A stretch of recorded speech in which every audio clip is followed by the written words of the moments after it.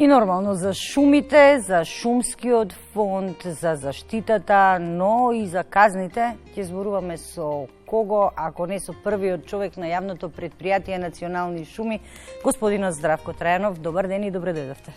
Добар ден, ви благодарам на поканата. Чест ми е да учествувам во вашата емисија. Искрено, веројатно ќе беше многу подобро да зборувавме за некоја тема, да речеме, на пошумување. Но овој пат нашата средба е да зборуваме за она што ни се случуваше во текот на оваа година, која што се уште не е измината, веројатно година со најмногу пожари до сега. Така, ова е една од најлошите години во однос на показателите за шумски пожари од различни аспекти.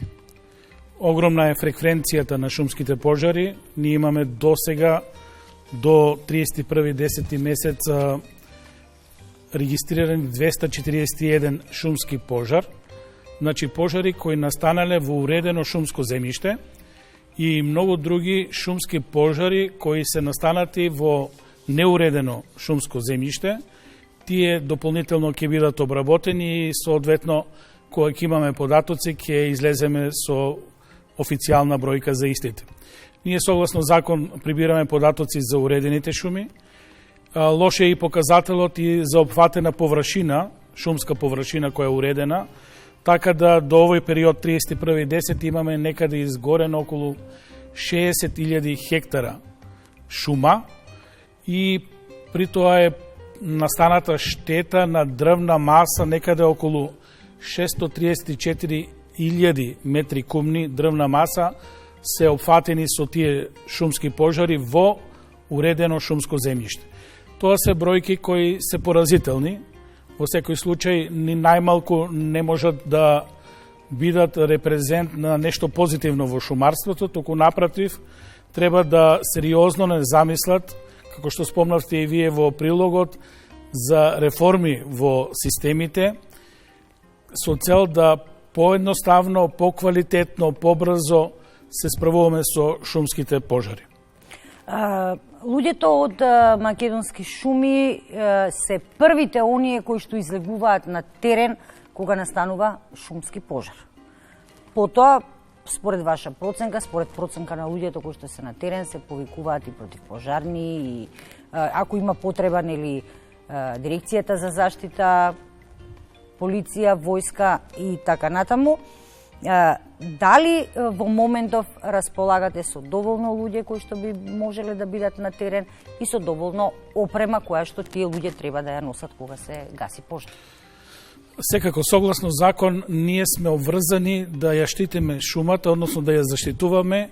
Една од компонентите на заштита на шумите е заштита на шумата од шумски пожари.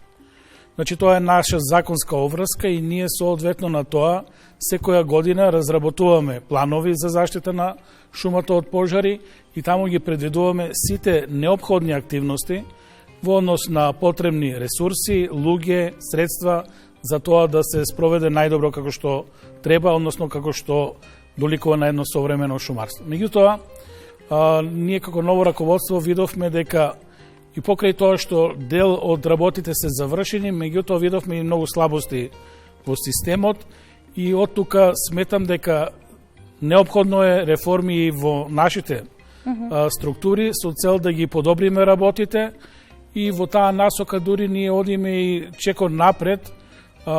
Предложивме измена и на стратегијата за шумарство, на некој начин бараме модели како во иднина поквалитетно, подобро да се справуваме со заштитата на шумите, а и секако компонентата заштита од шумски пожари. Во таа насока секако ќе следат и реформи. Добро е што сме на иста линија со Министерството за земјоделство, шумарство, водостопанство и размислуваме сериозно во подобрување на капацитетите. Тука неопходно е, како што спомна и деканот на Шумарскиот факултет Никола, професорот Никола Николов, неопходно е да се постават работите на здрави темели и во однос на шумските пожари многу е битно да се инвестира во превенција на истите или, доколку настанат истите, брзо и квалитетно да се реагира. Затоа и вашето прашање е многу легитимно. Ние сме тие што сме повикани квалитетно, брзо да излеземе на терен, за брзо време, со соодветни екипи кои ќе во зародиш на пожарот реагираат и го изгаснат соодветно пожарот. За жал, предпријатието го наследивме со многу големи финансиски долгови. Спомнав, некаде 20 милиона евра беше долгот кога го наследивме предпријатието. Неисплатени плати, слаб работен ефект на вработените, имаше штрајк, на некој начин многу параметри кои одеа контра ова што го збореме неопходност на системот и ЈП Македонски шуми да излезе прв на фронтот на гаснење на пожарите. И покрај сите тие слабости во системот, морам да кажам дека нашите екипи ревносно, квалитетно и брзо, без нито еден приговор, излегоа на терен, си ја завршуваа работата онака како што знаат, некаде со подобар успех, некаде со послаб успех, од објективни, субјективни причини кои ги нормално сега сумираме, разгледуваме и бараме соодветен начин на решавање на проблемот во иднина. Инаку точно е, ние имаме некаде околу 300 обучени луѓе за гаснење на шумски пожари. Во секоја подружница имаме по едно-две специализирани возила за гаснење на шумски пожари и нормално рачен алат, се она што е потребно за гаснење со борба против пожарите. Меѓутоа, од друга страна, видовме и слабости, гледаме дека тие ресурси се недоволни, затоа во иднина мораме да ги дуплираме самостојно своите ресурси, да драстично подобриме во однос на опрема, потреба од опрема и набавка на соодветна опрема, обука на кадар и, многу битно според мене, обука на стручен кадар. Затоа и го реактивиравме проектот за изградба на обучен центар за шумски пожари, зборам, специјално, многу веројатно ќе биде во Кавадарци, како централен регион и во тој центар ние во суштина треба да обезбедиме обука и на гасначи, меѓутоа и на луѓе кои ќе раководат со шумските пожари, како една од послабите алки во борбата против шумските пожари. Значи, многу е битно командата врз гаснењето на пожарот да биде од стручно лице, квалитетно обучено лице, кое знае во даден момент што прави, како треба да постапува и како да ги менаџира сите останати ресурси.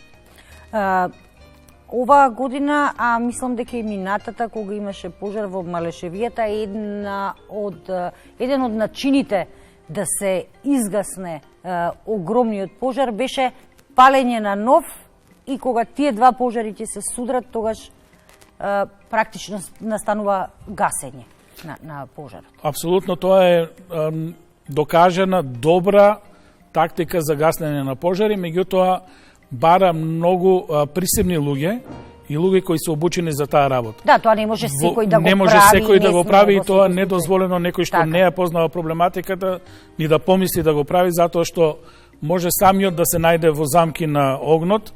Во суштина се пали појас и од едната страна во насока на кај пожарот се остава да гори, со цел двата огини да се судрат и тука во недостаток на кислород да се изгасни самиот пожар, а делот каде што се брани фронтот на пожарот, уште во зародиш се загаснува и не се дозволува проширување во друга насока. Тоа е признаена светска метода за гаснење на шумски пожари и наши квалитетни стручни лица тоа знаат да го направат, се користело и во минатото и сега, меѓутоа зборам многу предпазливо треба со оваа метода. Токму заради тоа и инсистирате на вршење на обуки на оние кои што ќе раководат со тимовите кои што учествуваат на во гаснење на пожарите. Апсолутно, тоа е можеби според моје видување и клучен момент, затоа што гледаме дека кога имате повеќе институции, често пати, иако законски се знае надлежноста која институција кога настапува со командната одговорност, меѓутоа тоа префрлање на командната одговорност од шумарство, према противпожарни бригади, према ДЗС, на крај ЦУК и прогласување на таа кризна состојба со цел мобилизација на сите ресурси, често пати оди со одредени недостатоци и недоследности и различно видување на одреден сегмент од системот како треба да се продолжи понатаму. Ние во пракса имаме многу успешни примери. Мислам да се разбереме, луѓето се жртвуваат. Гаснењето на пожар е ужасно тешка работа, макотрпна, луѓето си го едноставно ризикуваат и собствениот живот и секоја благодарност на сите кои учествуваат во гаснењето на пожарите и често пати ние, бракајќи ги негативните примери, забораваме да го нотираме тоа што е позитивно. Меѓутоа, тоа што е негативно мора да има командна одговорност и тоа цврста командна одговорност која ќе знае што се прави во моментот. Ние често пати на одредени пожари имаме многу луѓе, стојат и се неупотребливи затоа што не знаеме како да ги ставиме во функција или немаме соодветна опрема за истите или така натаму недоследности. Па такво нешто, извинете што ве прекинав, такво нешто, мислам дека летово се случи кога гореше Галичица и кога објавија повик да дојдат доброволци за потоа да кажат не доаѓајте затоа што на теренот има се уште неиспукани мини од Првата светска војна, затоа што е непристапен теренот. Луѓето се јавија. Се уште постои желба, волја кај луѓето да помогнат. Но не сме необучени да се пуштат на во такви спасувачки акции. На крајот го дадовте одговорот, апсолутно не сме, законски е забрането необучен човек да го ставите во функција на гаснење на пожар.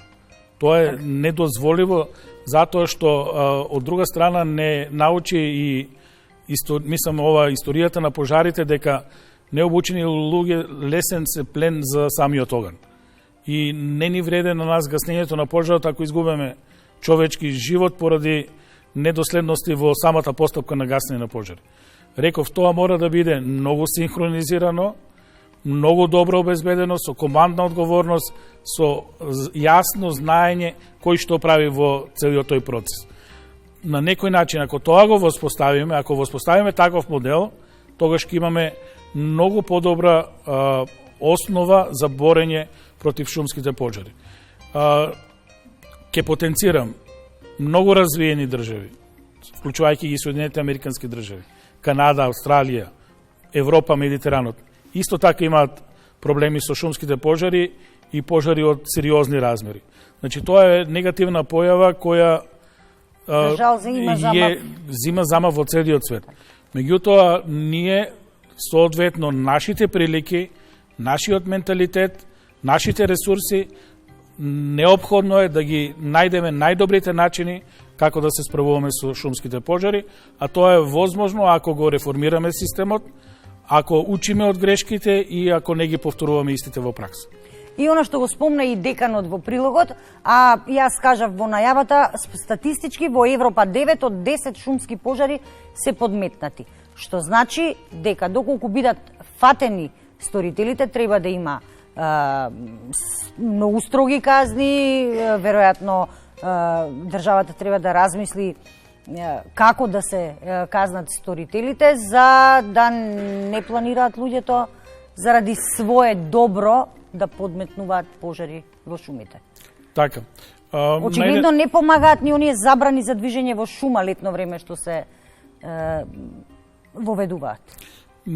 На еден од првите состанци кога заклучивме дека треба да го реформираме системот, баш тоа го и потенцирав.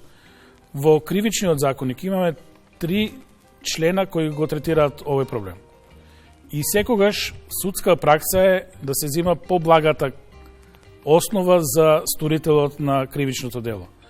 Меѓутоа, тоа во суштина пак не доведува во ситуација да немаме крајни завршници, односно казната да биде на некој начин опомена и за сторителот и за секој иден сторител, да не го прави тоа што не е добро и што е на штета и на државата, и на населението, и на екосистемот, и на се што представува проблем во пожарите. Затоа е тука неопходно и таа реформа и во делот на правосудството, а специјално во однос на регулирањето на оваа материја во кривичниот закон. Ајде сега една малку поубава тема за крај. Се планира секако, но колку би требало и кога би требало пролетва, односно следната година од напролет, да се засадат нови садници за барем за некоја година да се надокнади она што ни изгоре. Така. Согласно закон ние мораме опожареното место да го исчистиме, значи се она што е опфатено како вегетација од пожарот мора да се исчисти. Тука да нема дилема и тоа е законска обврска и инспекцијата за шумарство тоа ни го наложува како обврска на нас како јавно предпријатие за стопанисување со шумите и тоа мораме да го направиме. Втората фаза е, откако ќе го исчистиме теренот, да пристапиме кон пошумување на сите оние површини кои се опфатени со пожарот и за соодветно обновување на истите. Добре дојдено е, нели, секогаш и помошта од природата, ако тоа на некој начин се ревитализира и само од себе се обнови, меѓутоа наша обврска е сето тоа да го санираме, да го обновиме и соодветно да го пошумиме. Такви акции се спроведуваат и во моментот. Значи, ние сега санираме пожари кои се случуваа неколку години наназад. Така. Знаете, пожарите во Малешевијата, сега се сериозна обсервација од наша страна, ги пошумуваме, имаме пошумување во Делчево, Пекчево, Берово со сериозни површини, дополнително пошумуваме и останати пожари, опожарени површини, голини и така натаму. Значи, тоа е една од активностите со кои ние се гордееме како јавно предпријатие, затоа што во суштина наша задача е да го задржаме шумскиот фонд и стално да го подобруваме и зголемуваме. Тоа е една од мерките е нормално пошумувањето. За жал, бројот на садници ни е ограничен оваа година од разни причини. Има се произведено не повеќе од 1.000.000 садници, меѓутоа дадов наредба и со секторот за огледување заштита на шумите, констатиравме дека треба да драстично зголемиме таа бројка и до година ќе произведеме најпрво некаде над 4-5 милиона садници и соодветно истите ќе ги пошумуваме, а за веќе годините понатаму ова бројка ќе расте, се со цел да се она што треба да го санираме и она што е наша желба да ги подобруваме шумите, да го подобруваме квалитетот на шумата, да освојуваме места кои не се пошумени, голини, да ги соодветно пошумеме. Тука мора сега да отвориме и една тема која е сериозна. Имаме, за жал, некако преклопување на ингеренции. Еден добар дел од површините кои се неуредени, а се реално шума, катастарски се водат како пасиште и тука мораме да најдеме решение, затоа што сепак шумата е висок интерес на државата, има соодветно место каде да има и паша, меѓутоа овде каде што имаме шуми, без разлика што не се уредени и се зафатени со пожари, мислам дека мораме како јавно предпријатие и како налог од инспекција да соодветно излеземе и да повторно пошумиме, се со цел да го одржуваме шумскиот фонд и нормално да се бориме тоа да го зголемуваме, подобруваме, се во интерес на граѓаните на Република Македонија, затоа што сите ги сакаме шумите, со исклучок на овие подпалувачи на шумите и нормално тие луѓе кои ја злоупотребуваат, пустошат шумата, плачкаат, како да кажам, меѓутоа сите останати граѓани на Република Македонија се свесни за значењето на шумските екосистеми и потребата од стабилни шумски екосистеми и тука очекувам силна подршка и од јавноста и да ја насочиме пред се нашата работа како јавно предпријатие во таа насока, да бркаме поголеми површини под шуми, поквалитетни и така натаму. Затоа што шумата и шумскиот екосистем ни е потребен на сите. Само ќе спомнам два моменти. Борбата за пивка вода е сериозен проблем кој ни престои во иднина, како и ширењето на пустината и климатските промени се работи кои сериозно мораме да ги земеме во предвид и да настапиме во иднина се во насока на подобрување на состојбите. Со оглед на тоа што Македонија е во еден од појасите кои што навистина ќе ги почувствува последиците од глобалното затоплување, навистина треба да вложиме максимално сите, да вложиме максимално труд и напор за да си ги сочуваме шумите и водата која што за среќа засега ја имаме во изобластво. Така. Господине Трајанов, јас ви благодарам што бевте денес дел од нашата емисија. Се надевам дека во следна прилика ќе имаме можност да позборуваме за она што сега пред малку го кажавте, вашите планови дали се почнати да се реализираат и верувам дека повторно ќе имаме можност да се видиме. Благодарам во секој случај што ми дозволивте да гостувам во вашата емисија. Секако задоволство е да се биде дел од Македонската радио телевизија. Во секое време за било кој теми од шумарството ви стојам на располагање. Ви благодарам уште еднаш.